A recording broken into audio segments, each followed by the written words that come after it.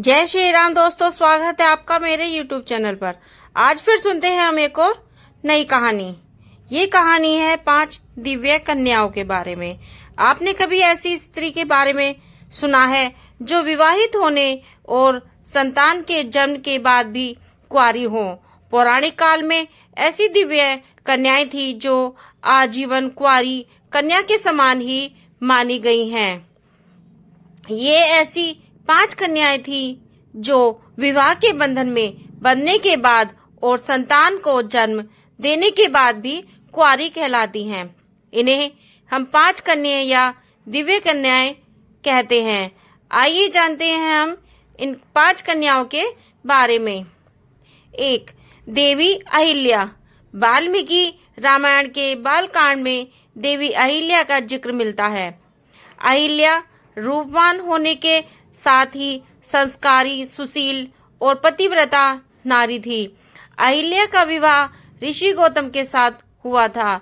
शास्त्रों के अनुसार ऋषि गौतम एक बार स्नान के लिए प्रातःकाल आश्रम से बाहर गए थे।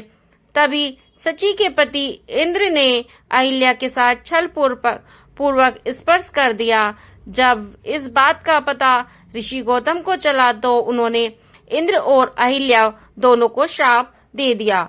देवी अहिल्या ने ऋषि गौतम से क्षमा याचना भी की और कहा कि इसमें उसका कोई भी दोष नहीं है, लेकिन गौतम ऋषि नहीं माने और अहिल्या को श्राप दे दिया कि तुम शिला बनकर निवास करोगी। त्रेता युग में जब श्री विष्णु राम अवतार लेंगे तब उनके चरण रज से ही तुम्हारा उद्धार होगा। इसके बाद राम भगवान द्वारा अहिल्या का उद्धार किया गया। तब वह आजीवन कुंवारी कहलाई। 2. द्रौपदी। शास्त्रों के अनुसार द्रौपदी का जन्म यज्ञ से हुआ था और द्रौपदी सुंदर, धीरजवान और पवित्र महिला थी। वैसे तो द्रौपदी 5 पांडवों की पत्नी और 5 पुत्रों की माता थी, पर इसके बाद द्रौपदी सदा कुंवारी कहलाई। दरअसल जब द्रौपदी का चीरहरण हो रहा था तब श्री कृष्ण ने उनकी लाज बचाई थी और कहा जाता है कि भगवान श्री कृष्ण ने ही द्रौपदी को सदा कुंवारी बने रहने का वरदान दिया था। 3. मंदोदरी। लंकापति रावण की पत्नी मंदोदरी को चिरकुमारी भी कहा जाता है, जो कि राक्षस राज मयासुर और हेमा की पुत्री थी। मंदोदरी की माँ हेमा अप्सरा थी, लेकिन पिता राक्षस कुल के थे, जिसके कारण मंदोदरी अत्यंत सुंदर और आदि दानव थी। रावण से विवाह का वरदान मंदोदरी को भगवान शिव से मिला था।